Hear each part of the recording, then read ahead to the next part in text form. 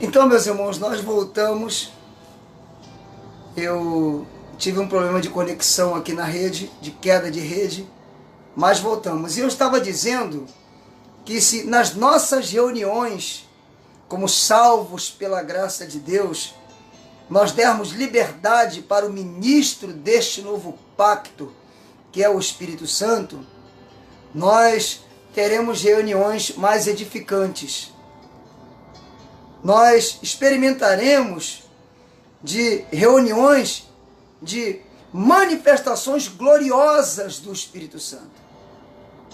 Então, meus irmãos, eu quero terminar essa live dizendo a vocês que nós, os eleitos de Deus, os escolhidos de Deus, nós que carregamos esta consciência de que fomos predestinados por Ele em Cristo em amor, e agora para sermos irrepreensíveis, santos e irrepreensíveis diante dele em amor, nós que carregamos essa consciência, nós temos que entender que dependemos completamente do Espírito Santo.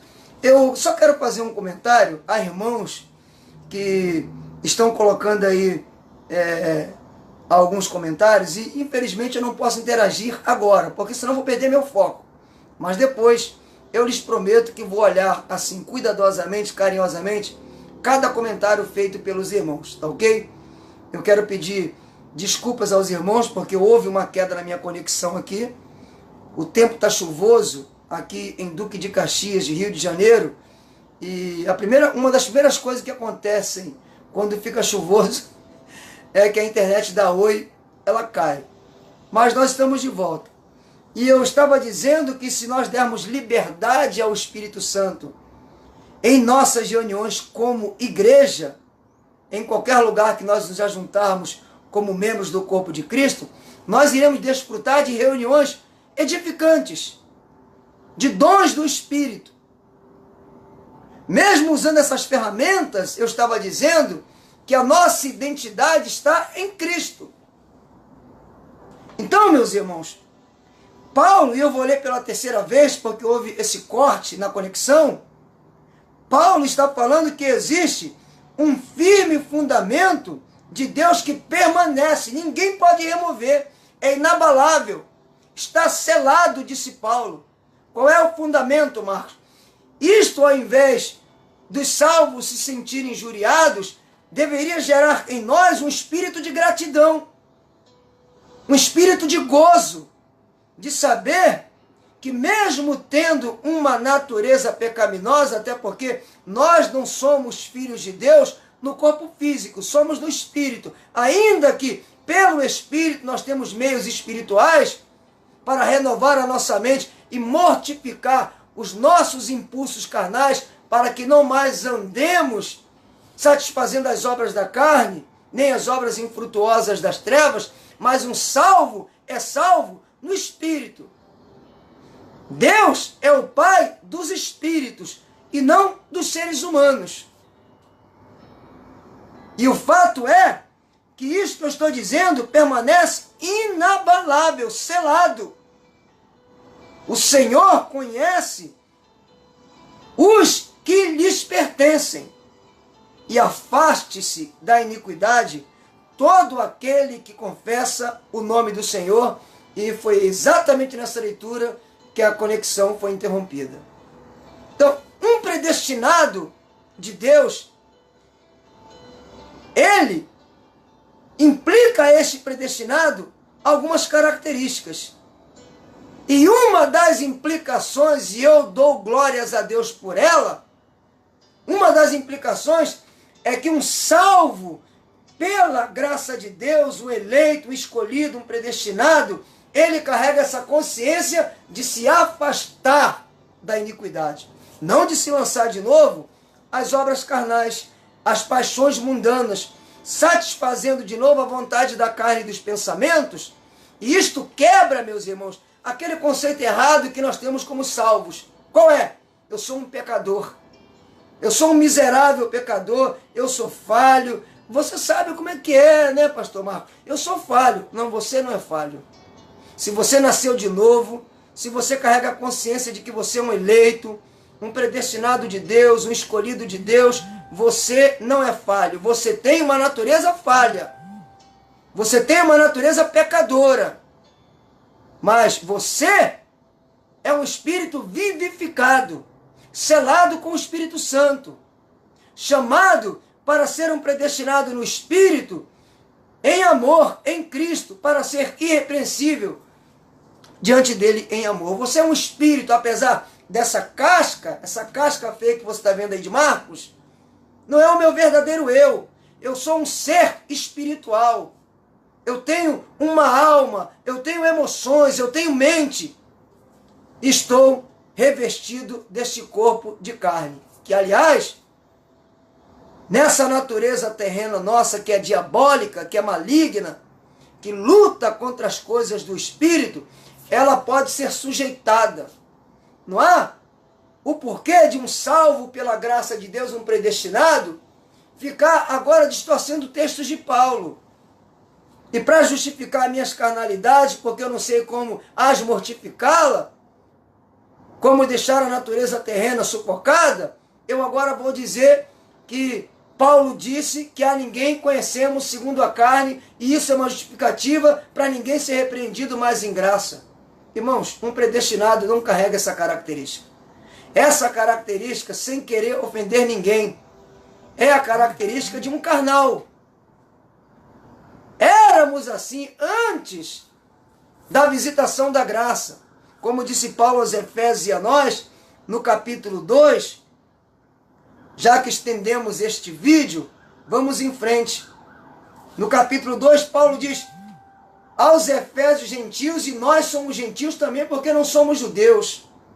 Vocês estavam mortos. Vejam, espiritualmente, este era o nosso quadro. Espiritualmente, esse era o nosso quadro. Vejam, vocês estavam mortos em suas transgressões e pecados. Estavam. Paulo está dizendo que estavam. Porque quem está em Cristo não está mais morto em delitos e pecados. Está vivo em Cristo. Não vamos confundir e vamos saber fazer pelo Espírito esta distinção que vou dizer. Não é pelo fato de eu ter uma natureza pecadora com tendências para o mal, que precisa, repito, ser mortificada, e só pode ser mortificada pelos dons do Espírito, não é pelo fato de eu ter essa natureza terrena que eu sou um pecador. Eu assumo para mim o que a revelação da graça, pelo Espírito Santo na vida de Paulo, anuncia. Eu sou um espírito vivificado. Ele diz, vocês estavam mortos em delitos e pecados, nos quais costumavam viver, quando seguiam a presente ordem deste mundo, e o príncipe do poder do ar, o espírito que agora está atuando nos que vivem na desobediência, e na nossa geração, bilhões vivem na desobediência, subjugados por esse ser que opera nos filhos da desobediência. Paulo diz, não agora, Paulo vai dizer no verso 3, anteriormente, todos nós, incluindo a ele mesmo, também vivíamos entre eles, satisfazendo, vejam meus irmãos, o verbo viver está no passado, vivia, não vive mais. Eu volto a repetir, não estou me colocando como o moralista perfeito. Não, eu conheço a minha natureza terrena. Eu sei para onde ela me levaria se eu não a continuar mortificando-a pelo Espírito, principalmente pela oração no Espírito. E a renovação da minha mente nas verdades espirituais reveladas a Paulo, a mim, que não sou um judeu. Isso descarta a possibilidade de ler Pedro, Tiago, João, Mateus, Marcos, Lucas, João, Atos e os profetas? Não! Tudo que estiver em linha com o que Paulo ensina, como sendo ensinamento e construção espiritual para um gentil, eu digo amém. Mas inicialmente, um não-judeu deve ler as cartas de Paulo, porque Paulo foi levantado pelo Senhor Jesus Cristo e isto é incontestável, são dados históricos incontestáveis na Bíblia, Paulo foi levantado para ser o anunciador das boas novas da graça entre nós e também nos ensinar a administrar sobre o único fundamento colocado pelo Pai, que é o Cristo ressuscitado. Paulo vai dizer anteriormente, todos nós vivíamos também, entre eles, satisfazendo as vontades da nossa carne, seguindo seus desejos e pensamentos, como os outros, éramos por natureza filhos da ira. Mas o que aconteceu conosco, meus irmãos? O que aconteceu, Paulo vai dizer, todavia, Deus, que é rico em misericórdia, pelo grande amor com que nos amou, deu-nos vida com Cristo. A vida é do Espírito, a vida de Cristo em nós é espiritual. Nós precisamos, pelo Espírito Santo agora, aprender a encarnar esta nova vida. Até porque, disse Paulo aos Coríntios e a nós na segunda carta, verso 17, que é um texto citado nos movimentos do cristianismo, nos movimentos evangélicos, nos movimentos em nome de graça. Se alguém está em Cristo, é uma nova criatura. As coisas velhas já passaram, eis que tudo se fez novo. Mas novo aonde? No Espírito. A falta desses entendimentos, meus irmãos, nos fazem ainda como salvos andarmos como velhas criaturas. Mas o Espírito Santo está mudando isso. O Espírito Santo está se apresentando a nós como sendo o único ministro deste novo pacto, a graça de Deus. Nos foi apresentada uma graça onde um homem era o ministro. É por isso que deu no que deu. Porque o ministro deste novo pacto, a graça, é o Espírito Santo. Este ministério é do Espírito Santo. Não se enganem, não se deixem enganar. Homens recebem dons e ministérios do Espírito Santo. Mas o ministro deste novo pacto, eu digo homens salvos, mas o ministro deste novo pacto não é homem, é o Espírito Santo. Nele, no guiar dele, no apacentar dele, nós estaremos seguros. Porque senão, nós iremos seguir interpretações de homens. E, infelizmente, a maioria das interpretações em nome de graça ainda são interpretações puramente da mente carnal. Verso 5, ele nos deu vida com Cristo quando ainda estávamos mortos em transgressões. Pela graça vocês são salvos. Esta é a graça do Espírito da graça. Ela salva, ela restaura, ela cura, ela liberta, ela quebra cadeias, ela destrói fortalezas. Esta é a graça, ela ressuscita mortos. Ela abre visão aos cegos, ela abre ouvidos aos surdos, ela abre a boca do mudo. Esta é a graça de Deus, irmãos, a graça que se manifesta com palavras, sim, mas também com manifestações poderosas do Espírito Santo. Esta é a graça. Mas a graça que nos foi apresentada no Brasil foi uma coisa estranha, bizarra, aonde um homem foi apontado como sendo a última manifestação do Senhor Jesus Cristo. Deu no que deu. Eu lhes apresento o ministro deste novo pacto, o Espírito Santo. Ele é o ministro. E não dá para escarnecer do Espírito Santo, meus irmãos. Ele é Deus. De Deus não se zomba. O Espírito Santo tem que ser conhecido sob este novo pacto, a graça. Ele é o único ministro deste novo pacto. Eu repito, dele procedem todos os benefícios da graça. E tem mais. O Cristo, em sua manifestação humana, em tudo o que fez e ensinou, dependeu ser guiado pelo Espírito Santo. Ele esvaziou-se da sua glória, assumiu a nossa forma e foi guiado pelo Espírito. Dos seus lábios nunca saiu engano, ele nunca pecou, mas precisou ser guiado pelo Espírito, e a profecia de Isaías, capítulo 11, verso 2 em diante, fala sobre isso. E a pergunta que eu sempre faço é esta: se o Cristo, em sua manifestação humana, dependeu completamente, totalmente, absolutamente do Espírito Santo, e nós, que ainda estamos aqui, nessa composição caída, tendenciosa, nós é que precisamos do Espírito Santo. Meus irmãos, não há um povo na terra que mais depende de comunhão, intimidade e desenvolver um relacionamento com o Espírito Santo, senão os salvos pela graça de Deus. Verso 6. Deus nos ressuscitou com Cristo e com Ele nos fez assentar nos lugares celestiais em Cristo Jesus. Esta é a nossa posição espiritualmente falando.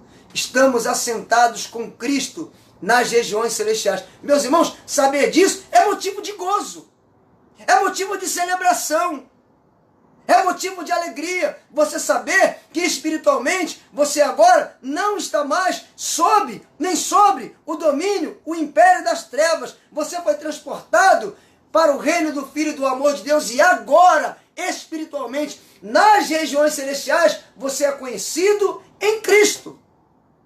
Pode não estar sendo conhecido em Cristo aqui. Durante anos, nós nos fazemos conhecer apenas como membros de um movimento religioso.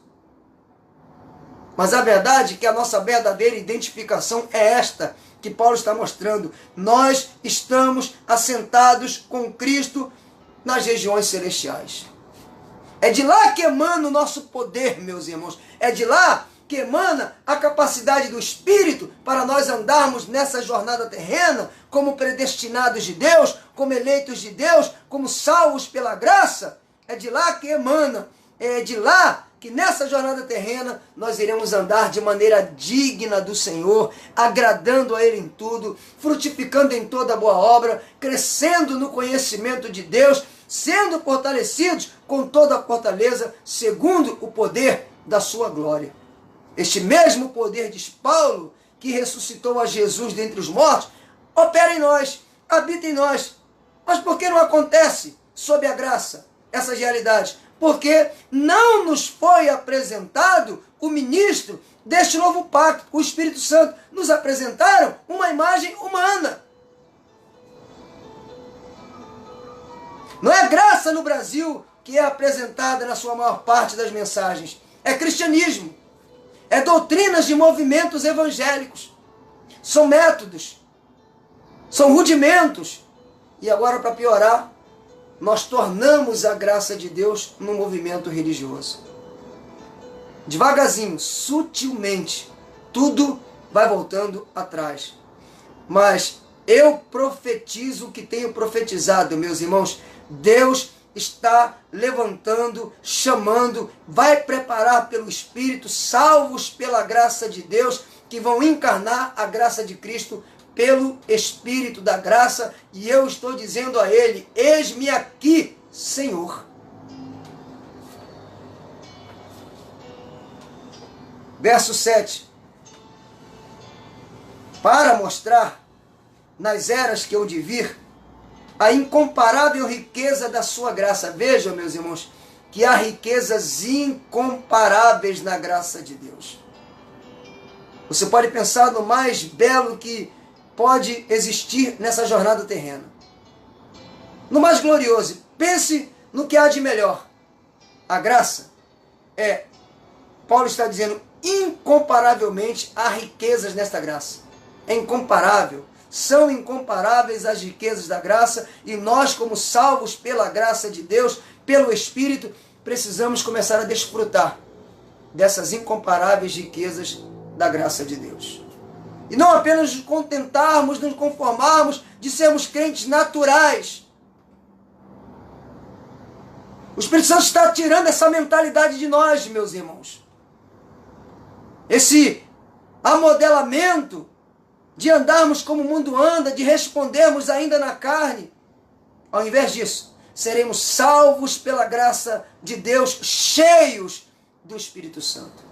Oh, glória a Deus! Você dá glória a Deus por isso? Eu glorifico a Deus e eu desejo isto na minha vida como um eleito de Deus, como um predestinado de Deus, como alguém que foi chamado em Cristo para ser santo e irrepreensível diante dele em amor. Verso 8. Pois vocês são salvos pela graça. Não é por esforços da religião, não é por tentativas religiosas que ninguém será salvo. É pela graça. Preste atenção. Salvos pela graça por meio da fé. Isto não vem de vocês, é dom de Deus. Não por obras, para que ninguém se glorie, porque nós gostamos